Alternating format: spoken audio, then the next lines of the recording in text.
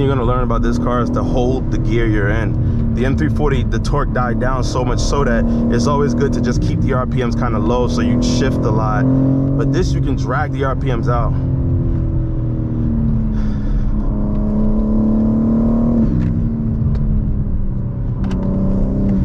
You even have enough torque to push it down low. I took that corner of the M340 one time, and that's all I needed was that one time to scare the f out of me. I don't even do it anymore. We might get a little air. Nah. Suspension felt like it, but we ain't getting no air. You know when you get air, boy.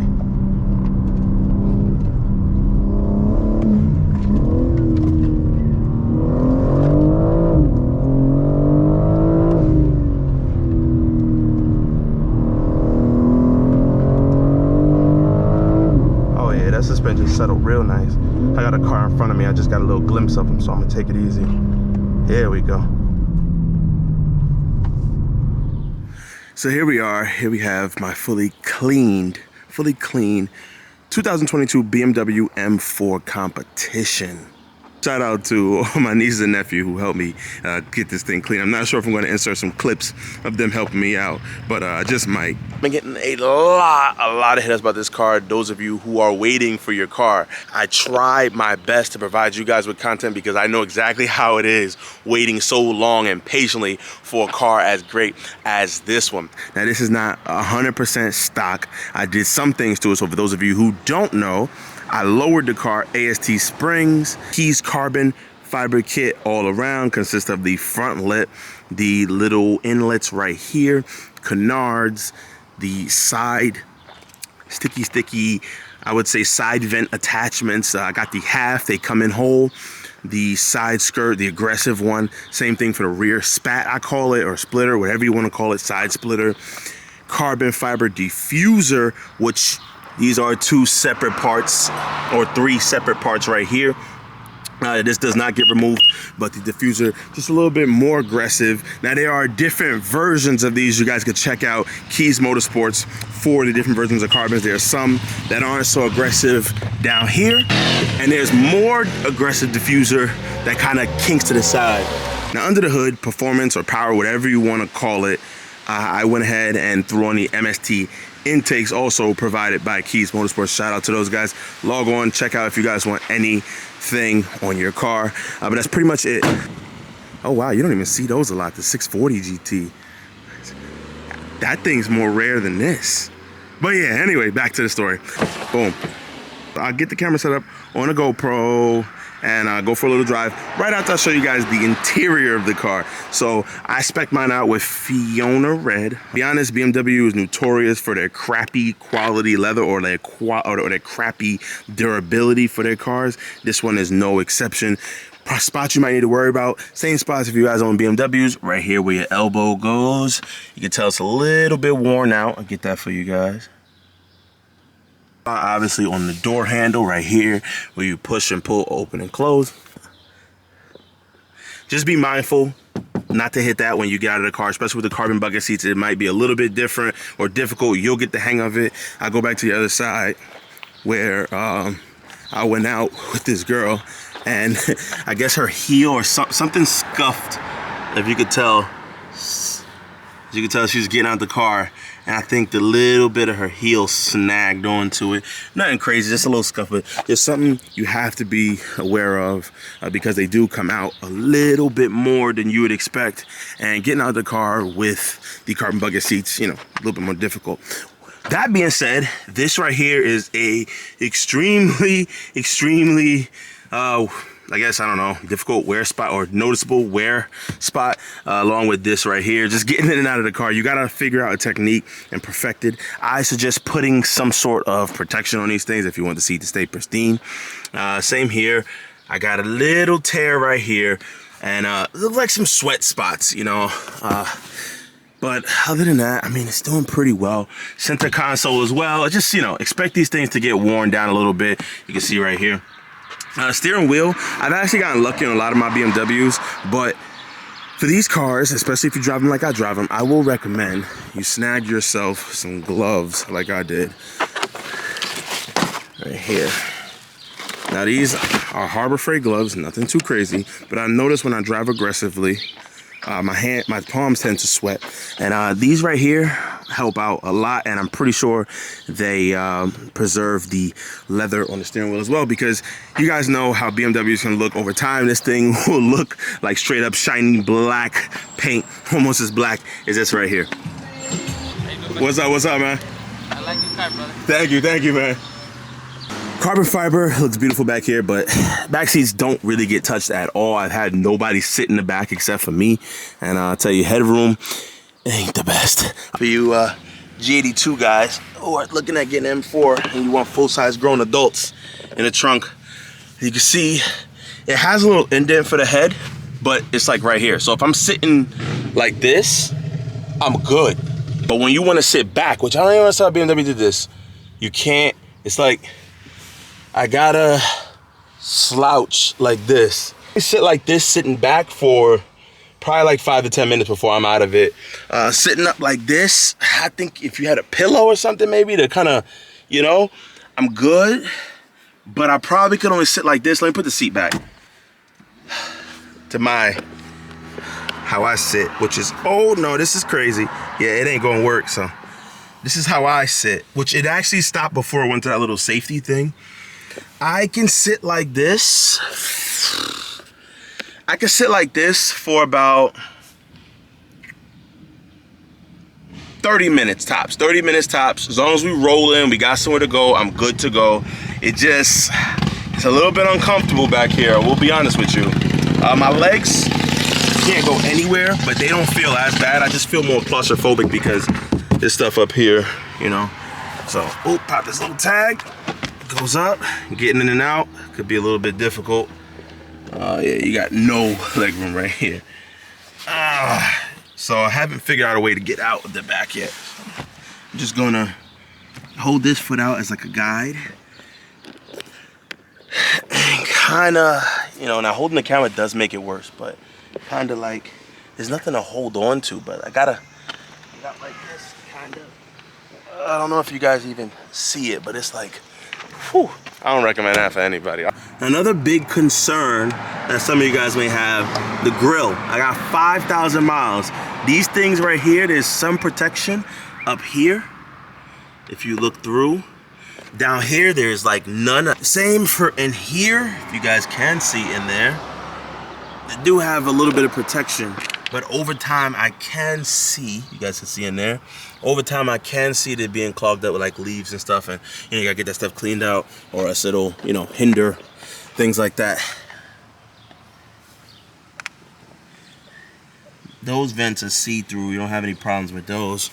But yeah, that's pretty much it. There's a oil cooler underneath the car. A rock pop, go up under there. You run over a tree branch or something, you can puncture it. They have solutions for those. I chose not to run any. May or may not cause maybe oil overheating or something like that, just because less airflow and things like that getting under there. I don't know, I'm just assuming, and I don't want to add more on because the way I drive is different from how a lot of people actually drive these cars. Believe it or not, people don't really drive them aggressively. That's another topic for another video. Let's get in this thing and take it for a drive and see how it runs. I think I should be all set up. Let me see, how do I look in here? Oh man, I'm getting a little chunky. All right, we should be good to go. Is it in the middle? All right, that's good enough for you guys. Should be good to go. I already have it in my upright seating position. Everything in the car, just pop in a little bit. All right, I'm in regular mode. I'm not sure if you guys can see, but the heads-up display is just showing me the speed limit, how fast I'm going. That's pretty much it. I can cycle through and go through, you know, media or somebody's calling, it'll pop on a thing. But for the most part, it's just only gonna show me, you know, the speed and the speed limit of the area that I'm in. Down here, so much information up here that kind of gets me a little bit lost in the sauce. So what I do is I press this M mode button, which will turn the display to sport, which gives me just the right amount of stuff that I need. So this has a very minimalistic approach. However, when you engage this on the car, you're invited with this huge tack, which is pretty cool in the beginning. However, especially with this big giant camera in my face, let's be honest, and me trying to place the car, see the lines on the roads, my focus, like I lose focus sometimes on cars or certain things in the roads, or like little, you know, I guess I would call them apex type areas, because this freaking tack is just in my face. It's huge. Here, it has a little flashing light, so it'll flash yellow and red when it's time to shift. That's all you pretty much need. You don't need the heads-up display. It's cool, it works, but when you really killing it, when you really getting in and out of there, it's just too much for me in the way. You know, a lot of people ask me about these seats. You know, when I first got the car, I just told them it is what it is. I like them. I like the way they look. I like the way they feel. But throughout time of me driving the car, putting 5,000 miles on there, I think I've driven or ridden in the car long enough to know like what it is with these seats, right? And here's my honest opinion. I've driven on the highway, city, and everything like that. If you know you're gonna be in the car for 45 minutes, an hour, you know, you have nice enough rest, you won't have an issue. The problem that I have with these seats are when I'm either stuck in traffic or I'm sitting in the car waiting for somebody. Like, I don't wait in the car at all. When I'm not moving, you know, not engaging or whatever the case may be, these seats just become very uncomfortable to me. I don't know why. I guess maybe because I'm in a more, you know, chill position when I'm trying to wait and sit, or I'm cruising and stuck in traffic. And chill positions aren't comfortable for these seats. You just gotta be hunkered down. And even on long trips, I've learned that it's better if you just constantly adjust the seat just a little bit to kind of get yourself, you know, I don't know, around, or get yourself, I don't know, moving and stuff like that, because you can't move too much in these seats. Other than that, the carbon bucket seats are great. If you're gonna track your car and, you know, oh, let me overtake them. Can I do it? Do I have enough room? I can't see any car. Yep. That was dumb. Never overtake over a hill, because that car could have been coming, but I don't know. I just do dumb stuff sometimes. But yeah, like right now, I have no problem with the seats. Now, I'll tell you, the chair that I edit on my computer is kind of similar to these seats. I'll show you. I'll put a link in. I got it off Amazon. But the seat is far more uncomfortable than the carbon bucket seat in here. Filming all day in this seat and then going into edit all night, that you feel it then, because I'm just in uncomfortable seats. You know, another thing that I notice is when I get into another car, like Jerry's M340, any other car with regular comfortable seats, you notice, I'm a hooker you, this video's gonna be all over the place, I'm just driving, you'll notice a difference, and it just feels so much more comfortable. Is it bearable? Yeah. Do I have any issues with it? No. Will I spec out the carbon seats again? Hell yeah, not one regret. Let's get in front of this minivan.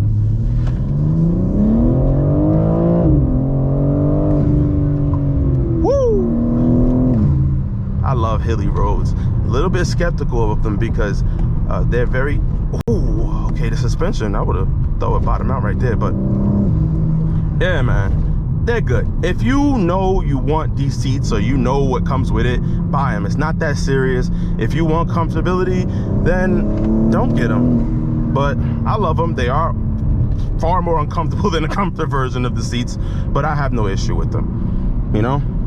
Then again, I also lowered the thing to make it a little bit more difficult getting in and out of. Whew.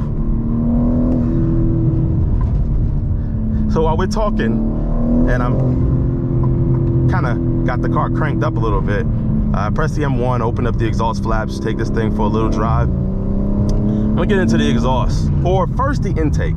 You hear when it's sucking the air in, you hear when it's dishing the air out. It's crazy. Now, I've owned a 2014 435 with a big turbo, and I'll tell you this, a legitimate blow-off valve with a huge turbo sounds way better than this. This sounds synthesized and not pumping the noise in. I know it's doing that. Everyone loves it, but it's just starting to sound a little bit too synthesized for me. Like, it's just like kind of gimmicky. You know, it sounds crazy in the beginning, but over time it's like, I don't know, it just doesn't sound too real and authentic to me, you know? But that's just me. I have the active sound on now because ever since installing the intakes, the intake noise sounds over everything. It's like a girl with big boobs and no ass. It's like, the intakes are just there. It has all the front sound, no back sound. The exhaust, you don't hear anything. Oh, this thing handles. Oh my God. I have so much stuff in the back. But yeah, it's just, if you're getting an intake, get an exhaust. The exhaust is quiet on this car. It was manageable when everything was fully stocked. However, now that I have some big, giant, loud, you know, triple D's in the front, I need some ass in the back. You feel me? These are such beautiful roads. Oh, on the brakes, which I may have to upgrade depending on how long I'm gonna keep this car. I'll get into that later on too. I didn't really have any plans for the car because I was just so overwhelmed with how good it drove, you know. So I just said, screw it, you know, I don't think I'm really doing much to it. And then just more and more research and just seeing other cars, you know. When you go hang out with your friends and their cars are on the ground and yours like a skyscraper, so I gotta do something. But experiencing this car in stock height or with the stock suspension setup, I knew that I couldn't screw this up. AST springs, I'm able to drive exactly how I drove before, just lower. It's crazy. When I tell you it didn't make the car any better, it didn't make it any worse. This thing performs so good with the springs. Like, I didn't think that, and the way it lowered it low. And you'd think I run into so many issues, and I also threw some spacers on there, which when you're in reverse and full lock, it does rub a little bit on the fender liner. How often do I go in reverse? When I want to make U-turns, I turn full traction off and I freaking send it. Now, driving this thing compared to my M340, so for those of you who have an M340 or B58 powered cars or whatever the case may be, whoo, the suspensions settle really good over there. But these cars are not torquey down low, and I think it's not supposed to be because it's an M. You know, it's supposed to make that power up top. Driving this, I kind of developed a love for NA cars, because obviously NA cars are like that. The more you rev it, the more power you get out of it, you know. And same thing with this. It just feels like the power goes up, so the torque will be linear and the horsepower goes up as the RPM goes up, because the calculation is, you know, torque times 5252.01 clickety clackety equals horsepower, or some kind of crazy number like that.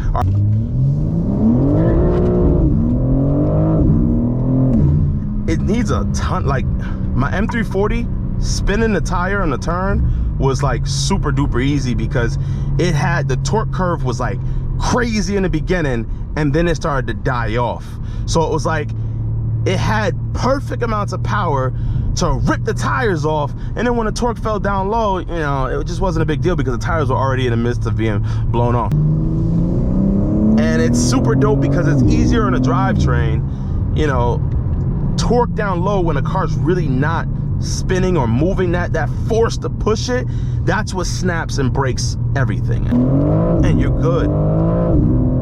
Oh, now one thing that BMW dropped the ball on with the M340 was the aggressiveness for the transmission. I would assume they have a heavy task on their hands by with this car, because you know, you're swapping from a naturally aggressive transmission, a DCT, to something a lot less aggressive and like doughy. You need to make it a little bit more, you know, you don't want to disappoint every single person who had dreams of getting an F80 or whatever the case may be. I'm going to overtake you, bro. Thank you for braking. But you have flames on the side of your car, so I assume you like speed, but hey. Like I was saying, you know, they did good. You could tell they tried to make it a little bit more aggressive and annoying than it needed to be, but I find it just perfect. It does have its instances where it rolls back, which we know torque converter transmissions don't necessarily need to do that at all, but I think they just found, oh yeah, oh, but they just decided to do it.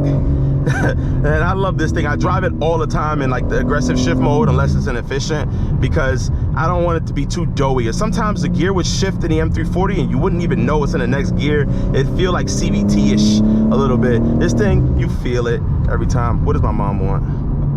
Yeah, what's up? Hey, when you can you make yourself a set of keys so I can go? Oh yeah, I definitely took your keys to the house. Oh, wait, you're leaving with the girls? No, their mother's here. Oh, you're about to leave out? Yeah. Oh, I took your keys to the car too, so I have your car keys, so I don't really know where you're going at all. I'm heading back to your house now. All right, just make a set of keys. Yeah, I'm not gonna make it now because I'm running out of time. I know you. Don't worry, I'll be back. Sorry. All right, you hear that? I'm coming as fast as I can. All right, mama.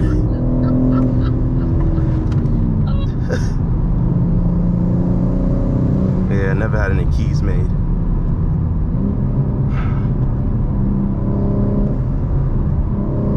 But yeah, I love it. This ship's aggressive. I think it's a little bit unnecessary, but it's necessary for fun. And I don't think it's a necessity. Ooh, forgot about this turn.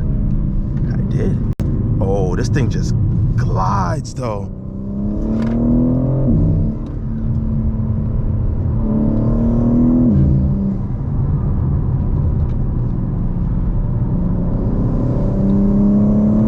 Yeah, with that progressive feel, when I get it tuned, woo! God damn, that was an adrenaline rush. When I get it tuned, I'm gonna go for the same progressive feel. I don't want to change the mapping to where it's just go for the highest numbers of torque. I want to keep it exactly the same C8 looking nice. I want to keep it the exact same like power, like the dyno graph. I want to look similar, just elevated, if that makes any sense. Like beautiful roads. I'll hit the windows for you guys a little bit. All you hear is wind, and there's a lot of it.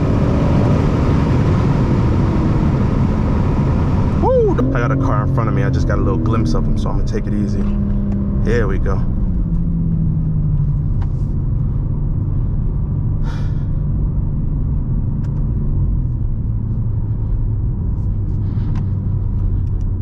Mike from Sosby. Hope you guys like this video. Peace out.